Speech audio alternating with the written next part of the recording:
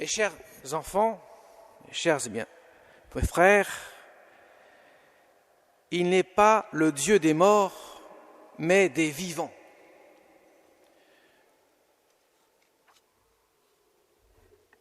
Vous avez entendu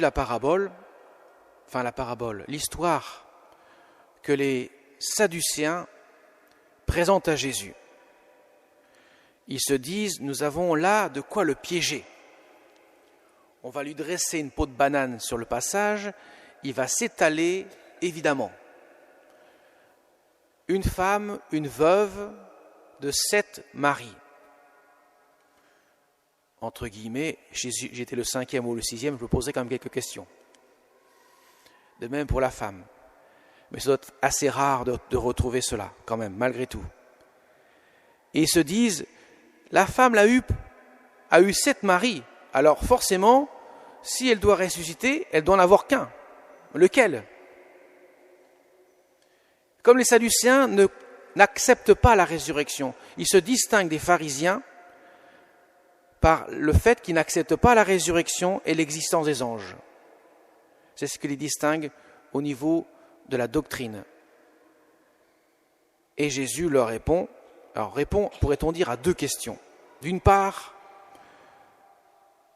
le mariage est temporel. On n'est pas marié pour l'éternité, on est marié pour le temps présent, puisque le mariage prend fin à la fin, pourrait-on dire, de la vie de l'un des 2 époux. Alors désolé pour ceux qui sont très amoureux, qui pensaient que dans le ciel, l'éternité, ils seraient toujours mariés femmes. Non. Ça ne veut pas dire pour autant que dans le ciel, on ne s'aime plus. Bien au contraire, on s'aime, en plus on n'a plus de défauts. On s'aime sans qu'il y ait des obstacles à l'amour, mais un amour beaucoup plus pur, purifié, puisque l'amour est dans le Christ. On s'aime dans le Christ. Et justement, Jésus dit bien que dans le ciel, on ne prend ni mari ni femme, on est comme les anges qui ne sont pas mariés, puisqu'il n'y a pas de sexe dans les anges, on est comme des anges, autrement dit comme des frères et sœurs, qui s'aiment dans l'amour de Dieu. Jésus veut montrer, d'une part, donc que le mariage est temporel et qu'on se marie parce qu'on est mortel. Il le dit bien lui-même. On ne prend ni femme ni mari au ciel car on ne peut plus mourir.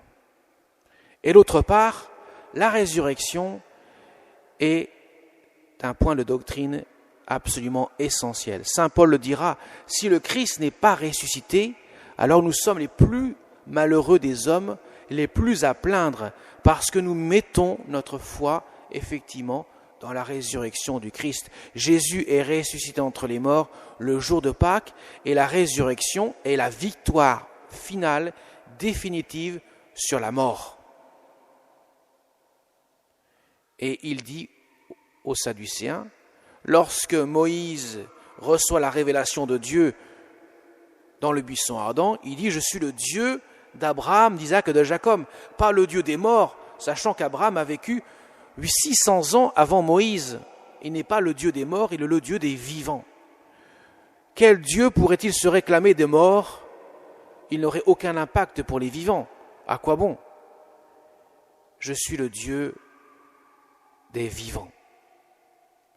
Et le Christ, ainsi, annonce que la résurrection est un mystère de la foi. Je dis bien un mystère. La résurrection n'est pas un simple retour à la vie.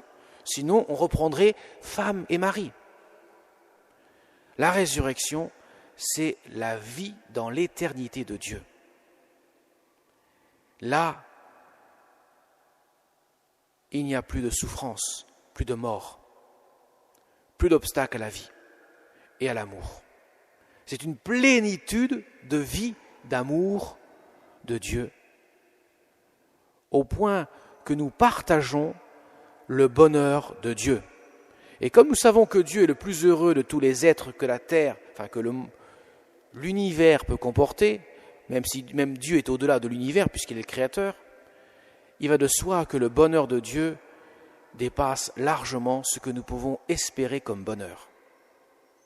Voilà pourquoi l'espérance, qui est une vertu dite théologale, une vertu que l'on reçoit de Dieu le jour de notre baptême. Cette vertu nous conduit à un mystère. Mystère, c'est quelque chose qui nous est révélé par Dieu, que nous ne pouvons pas faire le tour, parce que c'est beaucoup trop grand pour nous, pour notre intelligence, pour en saisir le sens plénier. Cependant, Dieu nous révèle ce qui est nécessaire pour nous de connaître, pour que nous puissions accueillir le don de Dieu.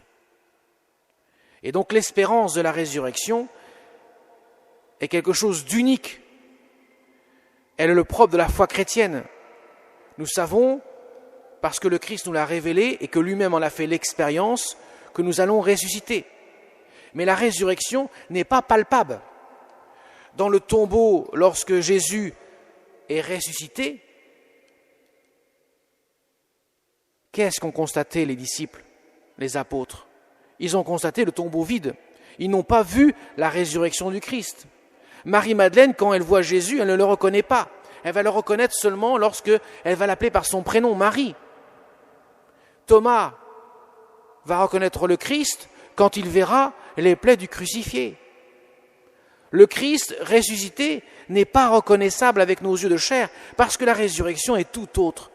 Et bien sûr, on peut comprendre du coup que l'homme, avec la résurrection, est appelé à une plénitude de bonheur dans le Seigneur et non pas un recommencement d'une vie sur terre comme elle le serait pour nous aujourd'hui.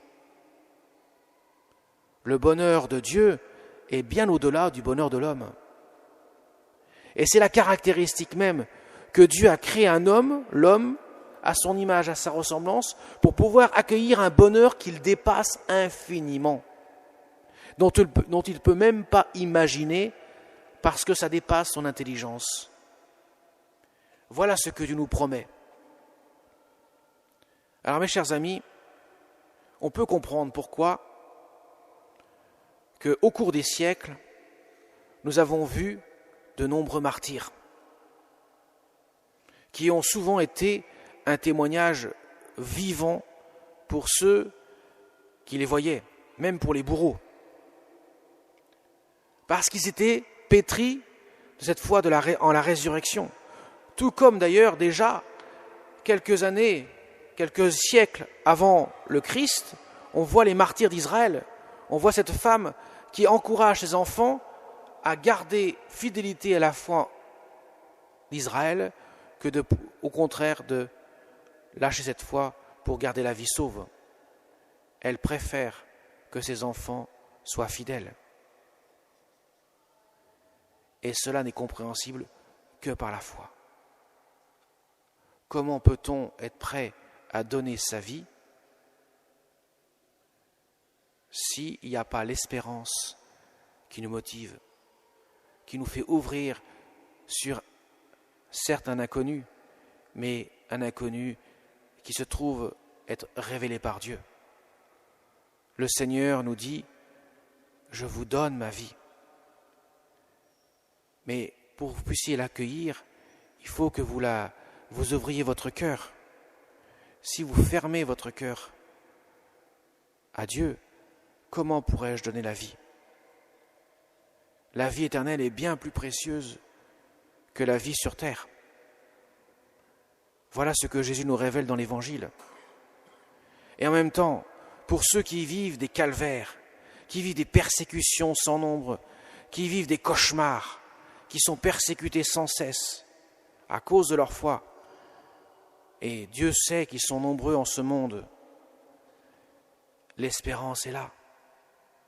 Ils savent qu'un jour, l'éternité les attend. Sans la résurrection, sans l'éternité, le monde n'a plus de sens. Nous serions une créature bien malheureuse, contrairement aux animaux qui n'ont pas cette espérance. Nous avons cette espérance dans notre cœur, que nous recevons comme un don de Dieu dans la foi, mais aussi nous avons une aspiration à cette espérance, et qui est naturelle du coup, parce que nous avons été créés à l'image et à la ressemblance de Dieu. Ce qui veut dire que sans l'espérance, l'homme peut tomber dans le désespoir. Sans l'espérance, l'homme n'a pas de réponse à sa question fondamentale. Mais pourquoi pourquoi j'aspire à la vie éternelle, pourquoi j'ai un besoin, un désir de vie éternelle, et que je ne pourrais pas assouvir ce besoin au fond de moi, puisque je vois la mort me rattraper un jour inéluctablement. La réponse aux questions fondamentales de l'homme, les plus fondamentales, lorsqu'il se pose les vraies questions, en dehors du bien-être, du confort, des choses et des passions de ce monde qui procurent un bonheur factice, temporaire. Eh bien, ces questions fondamentales n'ont pas de réponse ici-bas. Seul Dieu, quand il révèle au cœur de l'homme le mystère de la résurrection, répond à ces questions. Mais ça demande, bien sûr, une soumission de mon intelligence et de ma volonté à Dieu qui se révèle à moi. Et là, on entre dans le mystère de la foi. Définition du Concile Vatican II qui reprend celui du Vatican I. La foi, c'est une soumission de l'intelligence et de la volonté à Dieu qui se révèle à moi. Alors, mes chers amis, pour conclure, devant ce passage de l'Évangile que nous venons d'entendre, nous devons garder au fond de notre cœur cette espérance. Elle est vitale, elle est constitutive de notre foi. Nous avons 3 vertus que nous recevons le jour de notre baptême. La foi, croire en l'existence de Dieu, Père, Fils et Saint-Esprit, le Fils qui s'est fait homme pour donner sa vie pour que nous puissions être sauvés. Deuxième vertu, l'espérance. La résurrection est au bout du chemin. Nous y tendons, nous y aspirons de tout notre cœur. Et cela, nous devons le vivre dans notre vie de chaque jour. Vivre dans l'espérance, même lorsque les malheurs du monde s'abattent sur nous. Et la charité, celle qui demeurera dans l'éternité. L'amour de Dieu, qui est le principe même de notre vie chrétienne, notre vie spirituelle. Dieu vit en nous de son amour. Il veut nous le partager, il veut nous en faire bénéficier pour que nous puissions être pleinement heureux dans le monde de l'éternité auquel nous sommes appelés. Alors le Seigneur nous invite toujours à mettre notre confiance en lui et pas seulement dans des forces humaines, des forces terrestres qui sont forcément limitées. L'espérance doit être ancrée au cœur de notre cœur parce qu'elle nous conduit à garder cette fidélité que Dieu ne peut ni se tromper, ni nous tromper, que Dieu ne peut pas nous abandonner en cours de chemin si nous mettons notre confiance en lui. Et la Sainte Vierge Marie en est le plus bel exemple. Au pied de la croix, tous les désespoirs du monde étaient permis. Elle voyait son Fils crucifié, mort sur une croix. Si elle n'était, pourrait-on dire, qu'à l'écoute des voix de la terre, elle aurait perdu toute confiance, toute foi. Mais au contraire, dans son cœur habité par l'espérance de la résurrection, ce drame qui afflige cette mère et en même temps celle qui participe au mystère du salut, eh bien, la laisser toujours dans cette confiance inébranlable, même en voyant le désastre s'abattre sur elle. Mes chers amis, nous pouvons être parfois traversés par de grandes épreuves. Il faut garder dans notre cœur cette ouverture à l'espérance. Dieu est plus fort que la mort. Nous ne pouvons pas nous laisser emporter par la vague de mort. Nous devons ouvrir notre cœur à Dieu sans cesse pour accueillir la source de vie qui se traduit dans l'espérance de la résurrection. Amen.